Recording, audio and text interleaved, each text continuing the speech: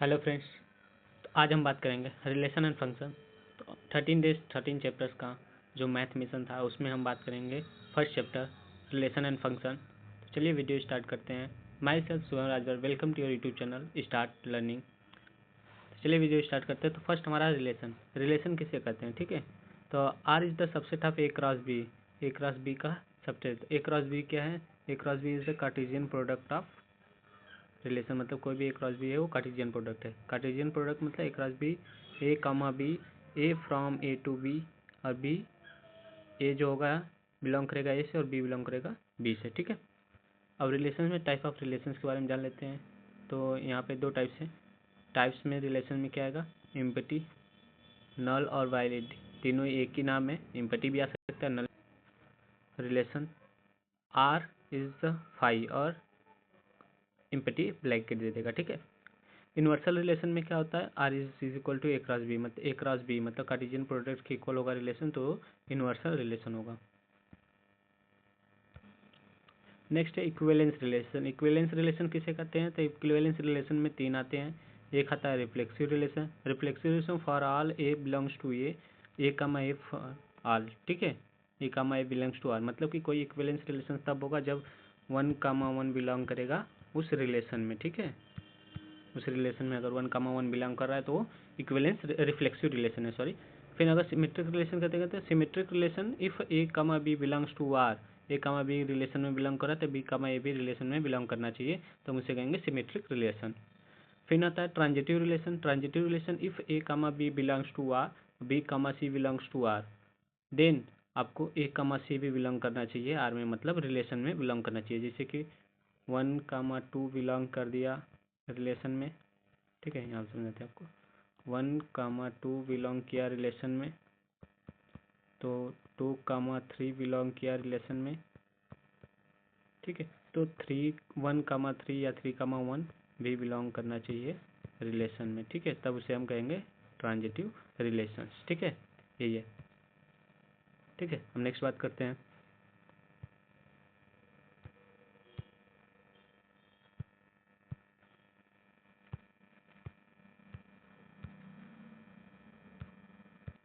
Next बात करते हैं आप।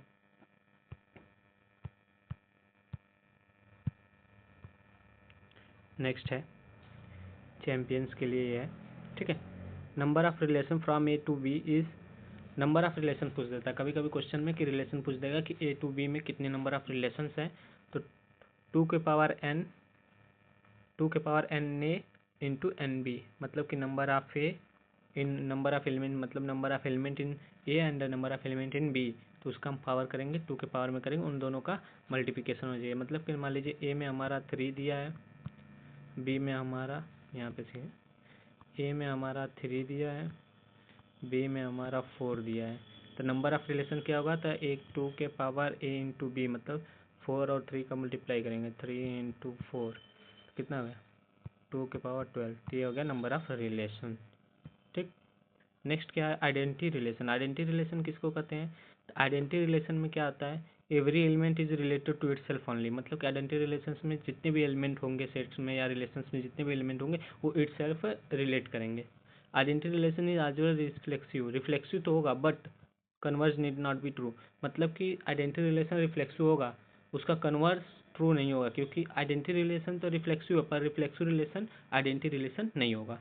Identity relation is always an equivalence relation, sorry. Identity relation जो होगा वो इक्विवेलेंस रिलेशन होगा, ठीक है। चलिए अब नेक्स्ट बात करते हैं।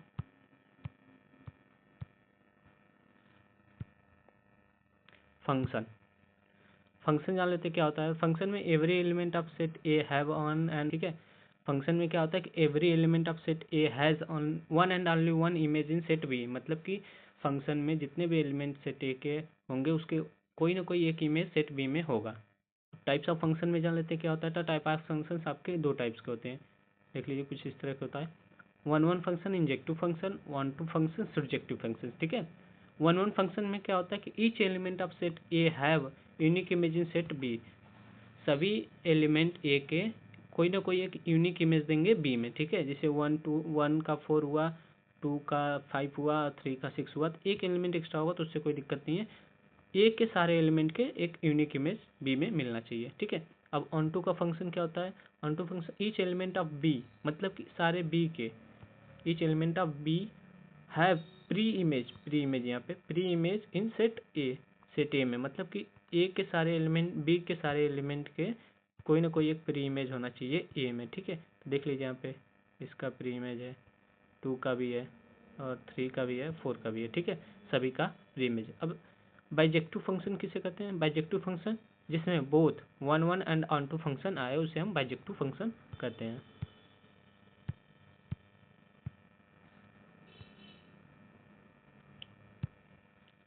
अब देख लेते हैं इंपॉर्टेंस है कुछ। If a function is strictly increasing और strictly decreasing over its entire domain then it is always one one and injective function, ठीक है, वन वन फंक्शन होगा या इंजेक्टिव फंक्शन हम बोल सकते हैं उसमें। फंक्शन कोई स्ट्रिक्टली इंक्रीजिंग और स्ट्रिक्टली डिक्रीजिंग है ओवर इंटायर डोमेन्स, ठीक है, ओवर इट्स इंटायर डोमेन्स होना चाहिए वो, ठीक है, तो उसे हम कहेंगे वन वन या injective function. If a range is equal to codomain, अगर रेंज कोडोमेन के इक्वल है of a function then function is onto, अगर फंक्शन कोई भी function range is equal to codomain आ गया तो आपका वो फंक्शन क्या होगा, ऑन टू फंक्शन होगा, ठीक है। नेक्स्ट है, ये भी चैंपियंस के लिए कुछ इंपॉर्टेंट चीज़ें जो लाता हूँ मैं, वो चैंपियंस उस पर लिखा रहेगा, कुछ इस तरह से चैंपियन लिखा रहेगा, तो मेरे ही नोट्स बनाए हुए होंगे, सारे नोट्स मेरा ही है, कुछ चीज़ें ऐड किया हूँ तो वो चैंपियंस के रूप में हम आपको इंडिकेट करके दिखाते रहेंगे, ठीक है। चलिए तो नेक्स्ट है,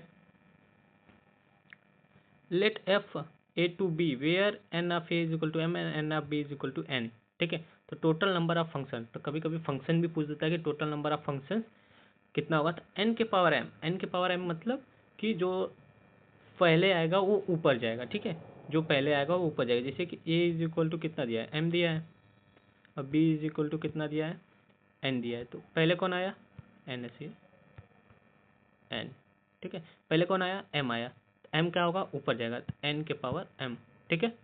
अब इसमें देखिए वन वन फंक्शन में क्या होता है, case first if M is less than N, तो एन पी एम हो जाएगा वन वन में, ऑन टू में कुछ इस तरह से है, मिस्टेक मत कीजिएगा आप लोग, ठीक है, ये कुछ इस तरह से ऊपर नीचे हो गया थोड़ा सा, ठीक है, एन के पावर एम हो जाएगा, एन पी एम हो जाएगा, ठीक है, फिर ऑन टू फंक्शन जीरो होगा, one one onto function zero हो जाएगा, ठीक है। इसी तरह के सेकंड में अगर एम बड़ा हो गया एन छोटा हो गया तो वन वन फंक्शन तो जीरो हो जाएगा, फिर ऑन टू फंक्शन कुछ इस तरह से हो जाएगा, ये फार्मूला यूज़ कर लेंगे हम, उससे ऑन टू फंक्शन निकल जाएगा, one one onto function zero हो जाएगा, ठीक है। और केस थर्ड, ठीक है, केस थर्ड में सब सिमिलर होता है, M is equal to N, N factorial और फैक्टोरियल और एम फैक्टोरियल, एन फैक्टोरियल और एम फैक्टोरियल, एन फैक्टोरियल और एम फैक्टोरियल, ये तीनों में सेम ही होता है, सेम तरीके से निकालते हैं टोटल नंबर ऑफ फंक्शन, ठीक है, याद रखिएगा ये टोटल नंबर ऑफ फंक्शंस के फार्मूले हैं, ठीक है। अब चलिए कुछ क्वेश्चंस के बारे में बात कर लेते हैं, जैसे कि ये 13 चैप्टर है तो इसमें मैं कुछ क्वेश्चंस भी लाऊंगा। ये तो हो गया आपका ओवरव्यू चैप्टर्स का। अब क्वेश्चन है, क्वेश्चन नंबर पहला है, ठीक है, क्वेश्चन ए फर्स्ट है। अब देख लीजिए क्वेश्चन में क्या कहता है, a relation R is the set A, कोई एक रिलेशन है जो सेट ए है, A 1 2 3, it is defined as, define किया गया है, R is equal to 1 1 1 2 2 2 3 3, which one of the following order pair in R shall we remove to make its an equivalence relation in A, ठीक है। तो ये CBSE देखिए, CBSE 2021 term first का दिया हुआ क्वेश्चन है, ठीक है। तो ये इतना याद रखिए कि इसमें पूछा क्या है, पहले आप देख लीजिए, रिलेशन दिया है, वन वन फंक्शन है, वन वन है, फंक्शन नहीं रिलेशनशिप आ रही है, ठीक है, ट्रांजिटिव रिलेशन, सिमेट्रिक और इक्विवेलेंस रिलेशन, ठीक है, तीन रिलेशन की बात हो रही है यहाँ पे, कौन कौन सा, रिफ्लेक्सिव, सिमेट्रिक और ट्रांजिटिव, ठीक है। और इसमें पूछा क्या, इक्विवेलेंस रिलेशन, इक्विवेलेंस रिलेशन कब होगा, जब तीनों दिया रहेगा किसी भी रिलेशन में तभी होगा इक्विवेलेंस रिलेशन, ठीक है। तो वन वन दिया है, टू टू दिया, थ्री थ्री दिया, ठीक है, तो ये हो गया आपका reflexive relation. Symmetric relation, one two दिया है, टू वन दिया है, टू वन नहीं दिया है, मान लीजिए वन वन दिया है, फिर वन टू दिया है, ठीक है, दिया है, तो ये हो गया सिमेट्रिक। अब हमें पूछा क्या, रिमूव टू मेक इट है ना इक्विवेलेंस रिलेशन, हमें क्या रिमूव करके इसको इक्विवेलेंस रिलेशन बनाना है, तो टू वन नहीं दिया है, तो हम क्या रिमूव करें जिससे बन जाए इक्विवेलेंस रिलेशन में, देखिए वन वन है, वन टू है, 2 2 है और 3 3 है। ठीक है, इसमें हमें क्या रिमूव करना पड़ेगा कि इक्विवेलेंस रिलेशन बन जाए। आप लोग सॉल्व करके बताइए मुझे फटाफट। देखिए हमें 1 2 एक एक्स्ट्रा दिख रहा है जिसका इसमें कोई काम नहीं है, तो अगर हम 1 2 को रिमूव कर दें तो इक्विवेलेंस रिलेशन बन जाएगा। सिंपल सा 1 1 दिया है, 2 2 दिया है, 3 3 दिया है, तो आइडेंटिटी रिलेशन होगा। Identity relation is always equivalence relation होगा। ठीक है, रिफ्लेक्सिव भी होगा, तो सिंपल सा हो जाएगा।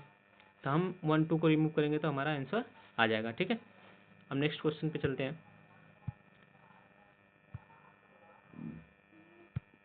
नेक्स्ट क्वेश्चन में क्या कह रहा है, पूछा क्या है, if relation R A comma A cube, A is the prime number less than 5, less than 5 है, प्राइम नंबर है पर लेस देन 5 है। Be a relation find the range of R, range हमें पूछना है, 2024 का क्वेश्चन ये है, 2014 का, सॉरी 2014 का सीबीएसई बोर्ड का क्वेश्चन है ये।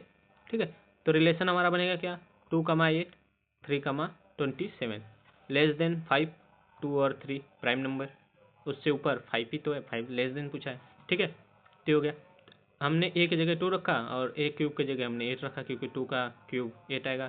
3 की जगह 3 रखें, फिर 3 का क्यूब 27। तो इसमें हमें जो रेंज पूछा, तो रेंज क्या होता है, second number of a relation या ऑर्डर पेयर का सेकेंड नंबर जो होता है रिलेशन में, उसको हम रेंज लिखते हैं। तो 8 एंड दिस क्वेश्चन, ठीक है, इसका हमारा रेंज निकल गया। नेक्स्ट बात करते हैं क्वेश्चन का।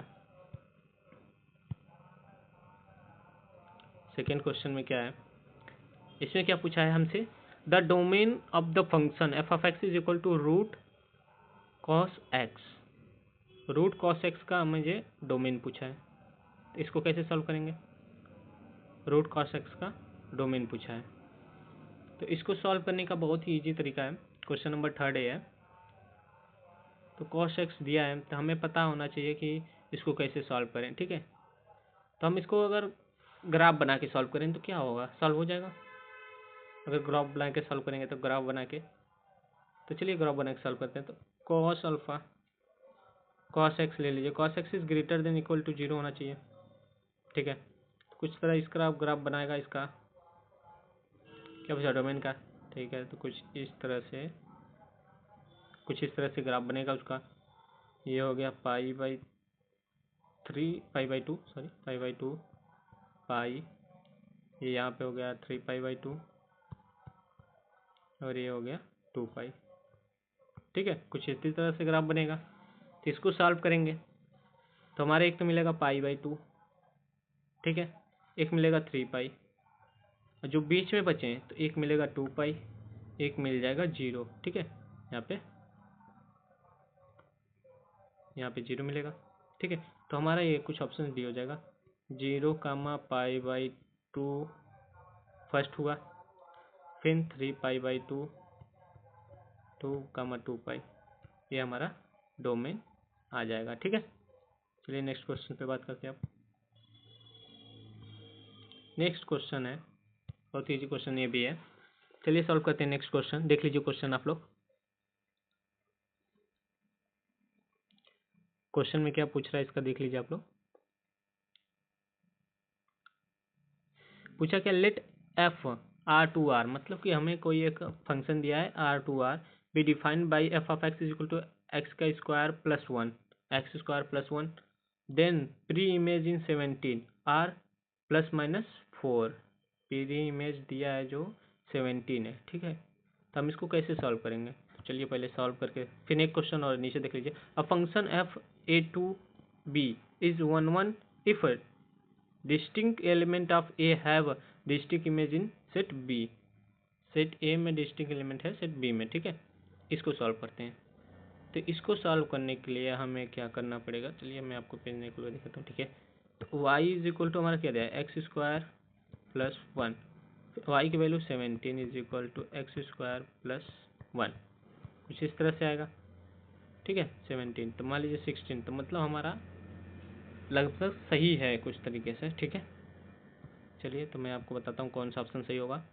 तो इसका ऑप्शन नंबर कौन सा सही होगा, पहले question, A is true, R is true, R is the correct explanation of A. ठीक है, A is true, R is true, R is not the correct explanation of A, ये भी सही है। A is true, R is false, A is false, एक आपका 2 नहीं सही है। इन दोनों को हटा लीजिए। ट्रू तो दोनों है पर कोई एक ही करेक्ट एक्सप्लेनेशन है, ठीक है। तो इन दोनों में से देखना है कौन सा है। तो देखिए यार 2r प्रीमियर 17 और प्लस माइनस 4 दिया है, तो 4 का स्क्वायर क्या होगा 16। देख लीजिए यहाँ पे, आपको बताना भूल गया मैं, ठीक है।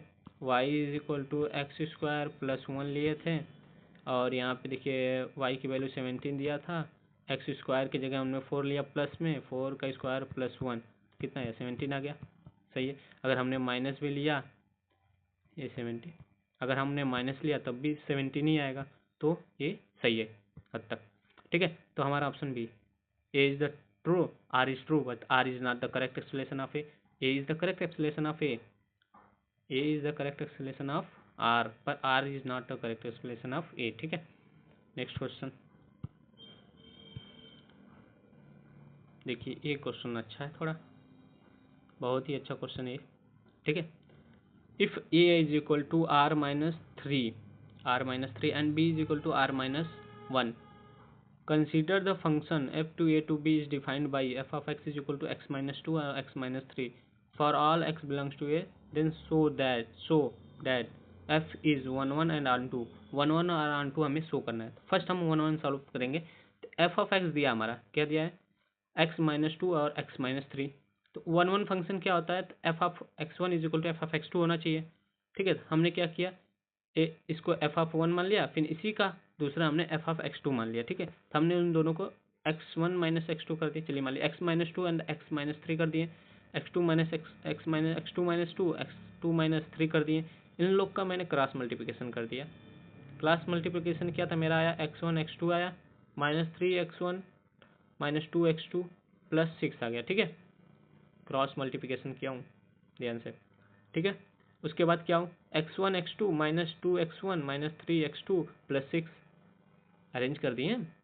यहाँ पे 2x2 माइनस 3x2 गया तो माइनस 2x1 को अरेंज करेंगे तो यही आएगा ना, ठीक है। तो इसको करेंगे तो कट कीजिए x1 x2 रह जाएगा। इन लोग को हमें ट्रांसपोज किया एक दूसरे को, ठीक है। एक दूसरे को ट्रांसपोज किया तो मेरा बचा क्या, x2 is equal to x1, F of 1 is 1 1 function, क्योंकि x2 is equal to x1 आ गया और x1 is equal to x2 तो मुझे पता ही था कि होगा तभी फंक्शन होगा, तो जब ये आ गया था हमारा ये फंक्शन होगा। नेक्स्ट, हाँ इसका ऑन टू वाला, ठीक है। ऑन टू वाला देख लीजिए आप लोग, सिंपल सा है ऑन टू का ये। Let y is equal to F of X, तो y इज इक्वल टू हमें पता है x minus 2 X minus 3। Then हमें इसको सॉल्व करेंगे, तो मतलब इसको हम कैसे सॉल्व करेंगे, हमने इसको ट्रांसपोज कर दिया, ठीक है। हमने इसको इस साइड y के फंक्शन में भेज दिया, तो बचा मेरा क्या गया 3xy minus 3y is equal to X minus 2, ठीक है। तो हमने इसको 3y को इस साइड भेज दिया, x को इस साइड भेज दिया, ठीक है। x minus Y X Y minus X 3y minus 2, फिर x कॉमन ले लिया हमने y माइनस 1, यहाँ बचा 3y माइनस 2, ठीक है। x इज इक्वल टू क्या होगा, हमने y माइनस 1 को इस साइड भेज दिया तो ये नीचे आ गया, तो हमारा ये क्वेश्चन बना, तो ठीक है। y is equal to does not 1, तो y की वैल्यू जो डज नॉट 1 आएगी तो हम function F of x is onto function, ठीक है। एफ ऑफ एक्स जो है वो ऑन टू फंक्शन है, अगर y की वैल्यू डज नॉट इक्वल टू 1 आएगी तब, ठीक है। नेक्स्ट अब सॉल्व करते हैं।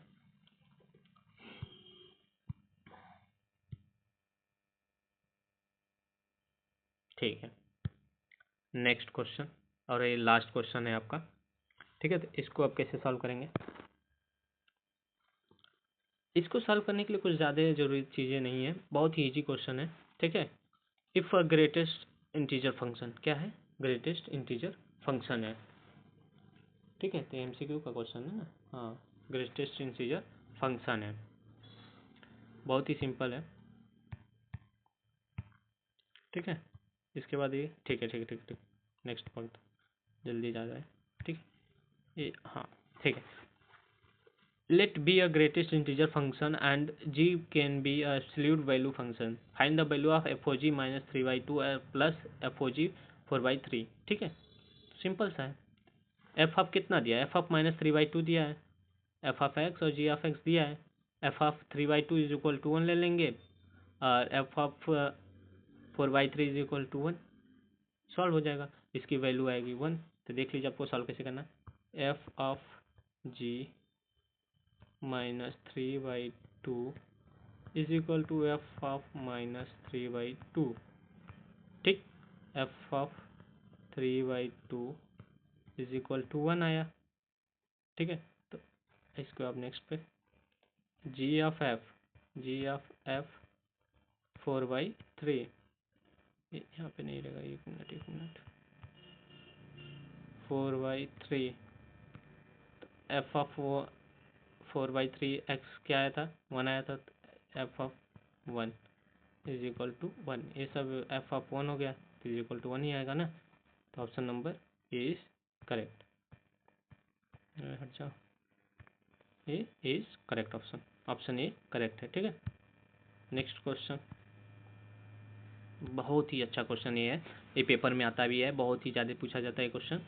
अ function F A to B defined as F of x is equal to 2x, F of X क्या है 2x in both 1 and onto function, if A is equal to इतना है then find the set B. B पूछा है हमें, ए पता है, ए पता है मतलब 1 2 3 4 दिया है, तो सिंपल सा है, F of x is equal to 2x लिखेंगे, एफ ऑफ 1 लेंगे तो 2 आएगा, एफ ऑफ 2 लेंगे तो 4 आएगा, एफ ऑफ 3 लेंगे तो 6 आएगा, एफ ऑफ 4 लेंगे तो 8 आएगा। तो the range of the following function is 2 4 6 8, for the function to be onto B the set of B must be equal to this range. अगर ऑन टू फंक्शन है तो उसका जो बी आएगा वो बी कौन सा होगा, रेंज ही उसका बी होगा। ठीक है, 1 1 एंड ऑन टू फंक्शन है, बोथ ही, ये हमें मेंशन करके दे दिया कि बोथ ही 1 1 एंड ऑन टू फंक्शन। ठीक, तो बहुत ही सिंपल है, जैसे एफ ऑफ एक्स दिया 2x के बराबर है तो हमें ए तो दिया है, तो हमने एक्स की जगह ए की वैल्यू पुट की, ए की वैल्यू जो पुट की, जो आया वो हमारा बी आया। बी कैसे आया हमें पता चला, वो ऑन टू फंक्शन दिया है तो जो रेंज होगा वो फंक्शन बी के बराबर होगा। ठीक है, जो रेंज देगा वो बी के बराबर सेट आएगा। ठीक है, नेक्स्ट क्वेश्चन, आई थिंक ये लास्ट क्वेश्चन है आपका। ठीक है, इस चैप्टर का, ये मतलब कि इंपॉर्टेंट जो मुझे लगा वो सारे क्वेश्चन का ये लास्ट क्वेश्चन ये है। ठीक है, लास्ट इस चैप्टर का। तो इसमें क्या है, check if the relation R is the set of R is of real number defined R A comma B is less than B in CBSE 2022। Symmetric और ट्रांजिटिव। सिमेट्रिक क्या है, if A comma B belongs to if A and B is equal to B and A belongs to R, मतलब A और B belong कर रहा है are में तो बी और ए भी बिलोंग करना चाहिए आर में। If A is less than B तो B is less than A, not true तो not symmetric. If A comma B and B comma C belongs to R then A comma C belongs to R, मतलब A comma सी भी belong करना चाहिए R में। तो ए comma B belongs to be comma सी, मतलब A comma B और B comma सी, तो ए comma सी कैसे होगा देखिए, A comma A is less than B and B is less than C. ठीक है, तो A is also less than C, कैसे हुआ देखिए, 1 इज लेस देन 2, फिर 2 is less then 3, 1 is always less than 3। Okay, तो ये हो गया आपका ट्रांजिटिव, ए कामा सी बिलोंग कर रहा है नार में, तो ये हो गया ट्रांजिटिव। तो आपको कुछ चीज़ें याद रखना है, तो सिमेट्रिक तो नहीं है पर ट्रांजिटिव है, तो किस तरह से फाइंड करते हैं ये सब तो आपको समझ में आ गया होगा किस तरह से फाइंड करें। अगर वीडियो अच्छी लगी है तो लाइक ज़रूर कीजिएगा इसको, और अपने दोस्तों के साथ शेयर भी कीजिएगा, और चैनल को अभी तक सब्सक्राइब नहीं किए तो सब्सक्राइब कीजिएगा। इसी तरह का 13 डेज 30 चैप्टर का हर एक सब्जेक्ट चैप्टर्स का मिलेगा। ठीक है, मैथ के हर एक चैप्टर्स का मिलेगा आपको, और कुछ इंपॉर्टेंट क्वेश्चन भी मैं आपको ला के दिखाता रहूँगा, देता रहूँगा, बीच बीच में भी मैं कुछ चीज़ें आपको बताते रहूँगा। ठीक है, तो उसको ज़रूर से देखिएगा। ठीक, अगर वीडियो अच्छी लगी हो तो कमेंट जरूर करके मुझे बताइएगा वीडियो कैसा लगा। तब तक के लिए मिलते हैं, धन्यवाद, बाय बाय चैंपियंस।